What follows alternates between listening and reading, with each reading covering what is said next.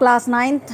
अब एक्सरसाइज 6 पढ़ाएंगे हम। The revolution and everyday life, जो क्रांति थी प्रतिदिन के लाइफ में, यानी कि रोज़मर्रा की ज़िंदगी।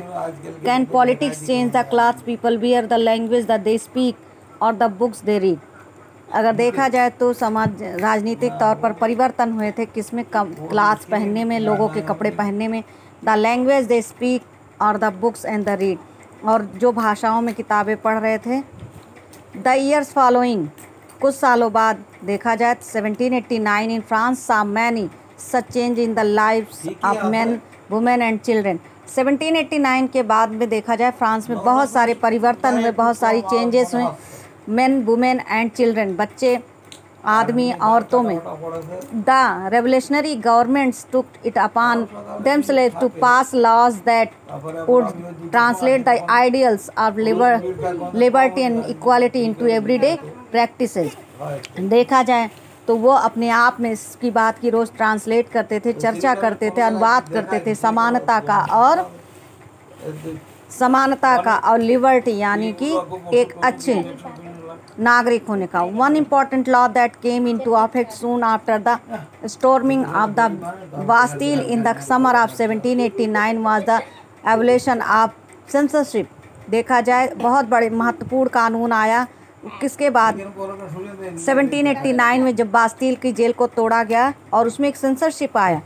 इन द ओल्ड रिग में all written material and cultural activities, books, newspaper, plays could be published are performed only after they had been approved by the censors of the king. New the Declaration of the Rights of Man citizen proclaimed freedom of the speech expression to be a natural right। देखा जाए तो 1718 के बाद कई ऐसे कानून आए, 1789 के बाद ऐसे कानून आए जिसमें बहुत परिवर्तन हुआ। Newspaper, plays could be publish, newspaper को बोले आफ्टर दे बीन अप्रूव्ड और अप्रूव्ड के सेंसर ऑफ द किंग, यानी कि राजा के उसके बाद। Now the declaration of the rights of man and citizen proclaimed freedom of speech and expression natural right. अपने प्राकृतिक अधिकार के लिए वो लड़ रहे थे और उसमें उन्होंने क्या किया, फ्रीडम, स्वतंत्रता मिले, बोलने का अधिकार, सब कुछ। Newspaper, pamphlets, books and printed pictures floated the towns of France from where they traveled rapidly into the countryside। इस तरीके से फ्रांस के दूसरे क्षेत्रों में भी बहुत तेज़ी से ये चीज़ें बढ़ रही थी। They all described and discussed the events, the changes taking place in the France। Freedom of the press also meant the opposing of the views could be expressed।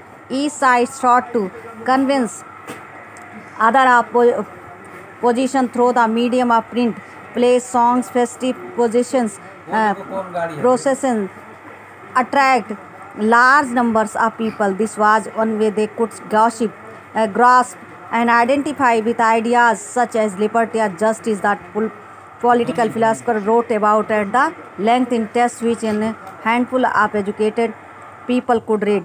देखा जाए तो बोलने का अधिकार भी मिल गया था, स्वतंत्रता, न्यूज़पेपर में, पम्पलेट में, बुक्स लिखने का, प्रिंट करने का, यानी कि फ्रांस के टाउन में, फ्रांस के गलियों में सब कुछ की आज़ादी हो गई थी और दूसरे क्षेत्रों में भी इस तरीके से लोग डिस्कस करने लगे थे, चर्चा करने लगे। Change is taking place in France के दूसरे रास्तों पे जहाँ पर चेंज की संभावना नहीं थी वहाँ भी फ्रीडम ऑफ द प्रेस को भी फ्रीडम मिल चुकी थी। वो अपने तरीके से कुछ भी प्रेस कर सकता था, यानी कि छाप सकता था, लिख सकता था।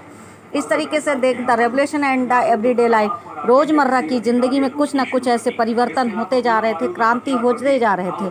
तो इस तरीके से बहुत सारा परिवर्तन हुआ।